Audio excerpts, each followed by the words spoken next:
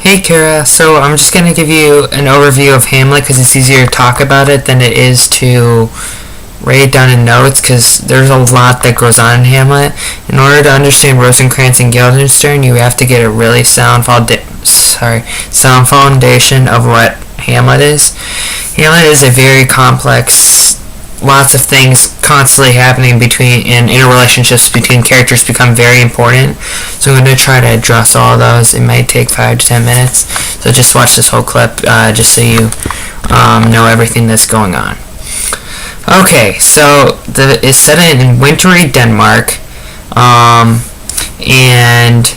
the king at the time was King Hamlet, and he had a fight with the King of Finland or something like that, or Sweden or something like that. I forget what it is. I think it's Finland. What's his name? Hold on.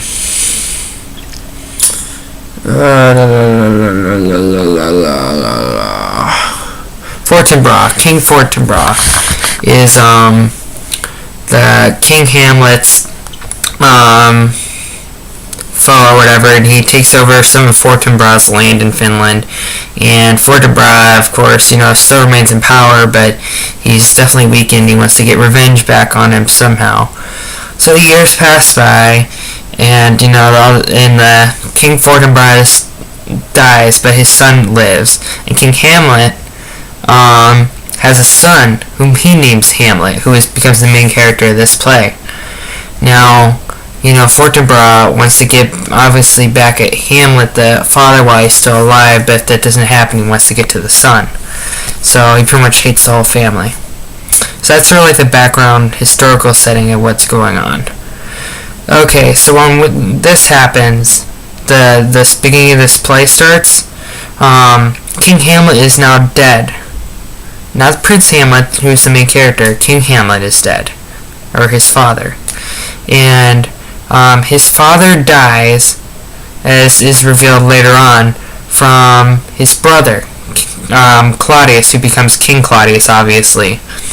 Now, King Hamlet was married to Queen... what's her name?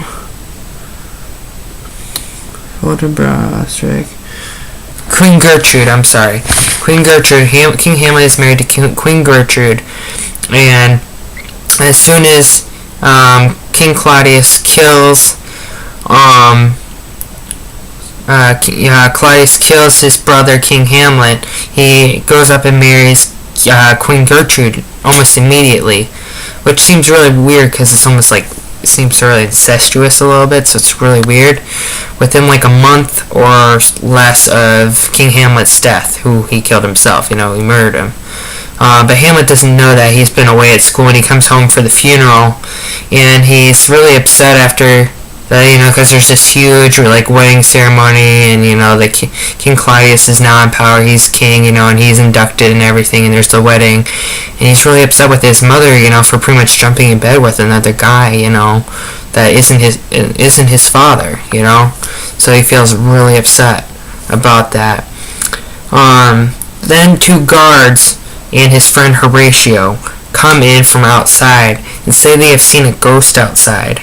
A ghost that looks like King Hamlet, which is Hamlet's father. So Hamlet says, okay, tell me more about it. And he says, he comes every night at such and such a time. So Hamlet and the guards decide to, find out, wait for this ghost to show up later that night. So they go on outside to check out this ghost, and he appears to them. And it really does look like his father, and he wants, he didn't really get to see his father before he died, so he goes and checks it out and follows the ghost out into a forest or somewhere else. He follows him somewhere. I don't know if it's the rooftop or what. Anyways, he talks to this ghost, and this ghost tells him pretty much how he died, or how King Hamlet died. And he says, that Claudius poured poison into his ear, and that he had a relationship with his queen, with Queen Gertrude, before he killed him, and he never knew about it. He says, King Hamlet always felt, that Queen Gertrude and himself were always happy together, but evidently she wasn't getting enough out of it, and she was pretty much having sex or whatever with with Claudius, his brother, on the side. So, in order to remove, the fact that King Hamlet from the throne, because Claudius wanted it for his own, plus he wanted Queen Gertrude, he was selfish, he's wanted to be in love with her and marry her and everything. So he killed his brother off in order to get the throne and get the queen. And he tells that to Hamlet and says, okay, now it's your choice how you want to react to all this. He says, you can pretty much, get revenge, or you can choose to do nothing about it. He says, but whatever you do, let Gertrude live, or his wife live. Let her figure out it and be pained by the fact that, that she made bad choices, and let pretty much God deal with her, which ends up being very ironic because you see that sort of happens in the end.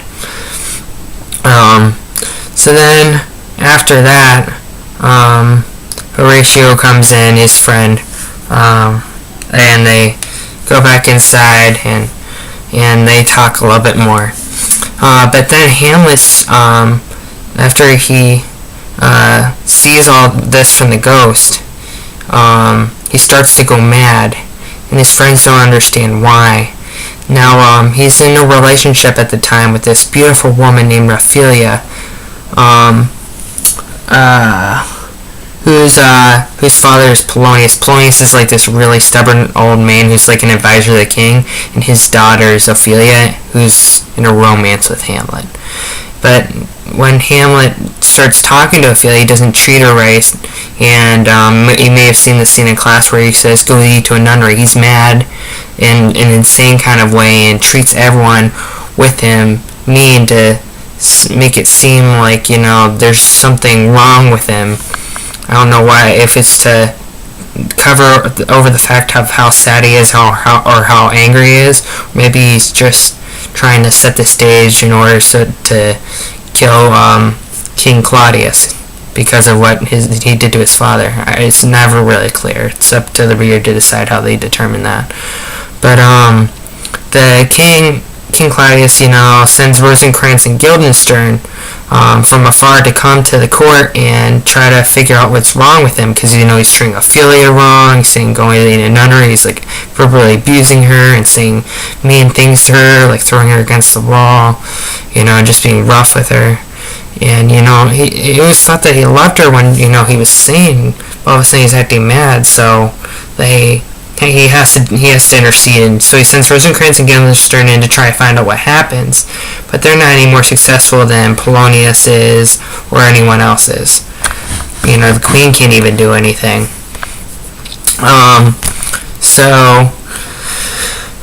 Sorry, there's a lot in Hamlet. The Rosencrantz and Guildenstern can't figure out what happens, and that's so the king and Polonius, and remember Ophelia's father, / advisor to the king, they pretty much lay a trap for him where they have Ophelia go in and try to figure out what's wrong with him and find out if it's just because he's, upset with something wrong in the relationship with them, or if he's upset about his father dying, or what exactly is going on. And they listen in when he's talking to her, and he just treats her rough. So they decide that they're going to send him to England very soon after, because they feel like he's gone, bonkers. That he's crazy. But before he leaves, some players or actors come to the court in order to prepare for King Claudius. And Hamlet has always loved these actors when they used to come when his father was in power. So he asked them if they can portray the murder of Gonzaga, which is very similar to what Claudius did to his father. With the poison in the ear and, getting the queen and everything. But he asked to rewrite a part of the play, which he will portray himself. So he rewrites that and plays it himself, and have the players be actors around that particular scene with him. And point of rewriting that part was to make it seem more similar to what Claudius is, to sort of like catch the conscience of the king, to sort of like, make him flinch or make him feel like, oh my gosh, he knows, or make him feel like guilty. And as it turns out, the king does flinch, and you can tell he does feel guilty. He gets pale in his face, and he calls the play off. And no one understands why, but he just does, and no one argues. So Rosencrantz and Guildenstern go off on a ship with Hamlet to England as sort of like ambassadors or something like that, just to get him away from the court and make him sane again, figure out what's going on. But midway through, Hamlet checks their pockets and finds out that there's a letter with it saying that, when you get to England, pretty much kill him off. So King Claudius is once again trying to kill off another, Hamlet, or trying to kill somebody off again. So Prince Hamlet then therefore puts a piece of paper writing up Rosencrantz and Guildenstern's death, even though they're sort of guilty, innocent of anything. He just feels like they've been going along with his plan all along. So he rewrites a letter and puts in their bag saying that they're supposed to die. So when they get to England, they hand that to the king, and I don't know if they're attacked by pirates or what it is, but at the end of the play you find out that they're dead. So, now Prince Hamlet has blood in his hands too, so everyone's falling into a mess. Okay. So Hamlet makes a surprise return back to Denmark really quickly and finds that Ophelia has drowned herself, that she's gone mad, and she killed herself, pretty much committed suicide because of how bad she felt about, not being able to save Hamlet, and she feels like, that their romance and everything was dead, and that was the only real meaning to living and everything, so she kills herself. And he feels really upset and stands up for her. But her brother Laertes gets really mad with him and says, how are you, caring about my sister when you treat her so roughly? And he, later that night, Hamlet, by accident, when he's talking to his mother, he's just gone mad again and going crazy, and he accidentally kills Polonius, who is Laertes and Ophelia's father. So, yeah, Laertes is even more mad now. Ophelia's dead, and Polonius is dead, and he feels like it's Hamlet's fault with both. So, yeah. Hamlet's in big trouble now. So the King Claudius comes and talks to Laertes and says, hey, okay, you're angry, I'm angry, we both want him dead. So here's what we're going to do. We're going to poison him one way or another. Says, okay, you challenge him to a duel. He tells Laertes to challenge him to a duel and to take at the end of the dagger or whatever, it's like fencing, but to put like a poisonous residue on the end of his dagger. And King Claudius says, as a backup precaution, that he will put like an onion or like a poisonous like pearl or something inside of the wine, which he'll drink if he's successful, if Hamlet's successful. So pretty much it gives him a second way that he could die. So Laertes challenges to a duel, and as a man, Hamlet's not going to deny it.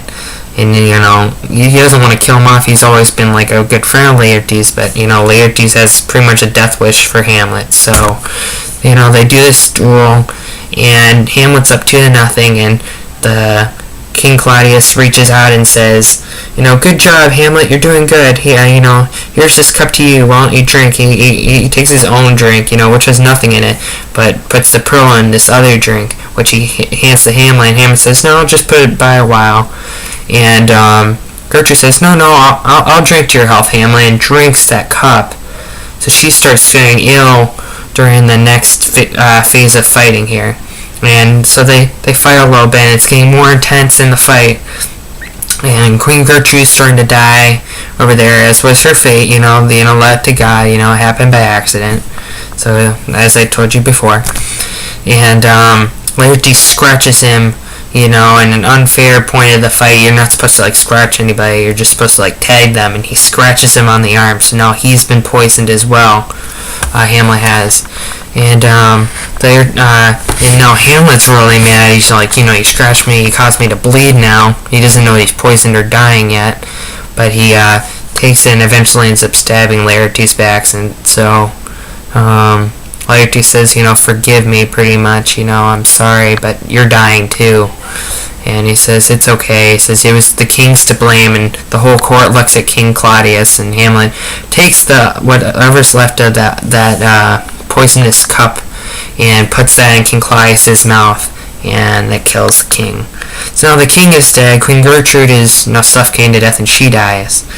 And Laertes is dead from being stabbed. So Hamlet is also now dying because he's been scratched with the poisonous end of the blade. And Horatio's the only one left in the room besides the guards. Meanwhile, the castle outside of all this, where the court where it's happening, Fortinbras, the younger son of King Fortinbras, is attacking Denmark there, busts through, and Hamlet dies. And as he's walking through into the court, and Horatio says, pretty much, everyone's dead here, but I can tell you the story of Hamlet, and how, it was a terribly sad tale, but also, that he did it because, he had to do something about his father's death, but instead it came back to pretty much hit him in the face, and everyone was hurt by it. So, yeah, Rosencrantz and Guildenstern are dead, the Queen is dead, the King is dead, Laertes is dead, Ophelia is dead, Hamlet is dead, King Hamlet is dead, Prince Hamlet is dead, like I said. The only one that is still living is Horatio. And the guards probably died or are captured from Fortinbras. So, that's pretty much the story of Hamlet, as quick as I can tell it. I know it's 16 or 17 minutes, but please listen and read to all this.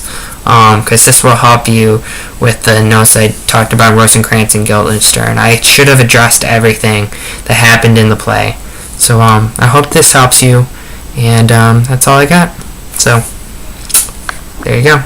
Like I said, it's a long play. That's why it took so long to talk about. I did all the finite details and all the relationships with you. If you have any questions, just let me know. Okay.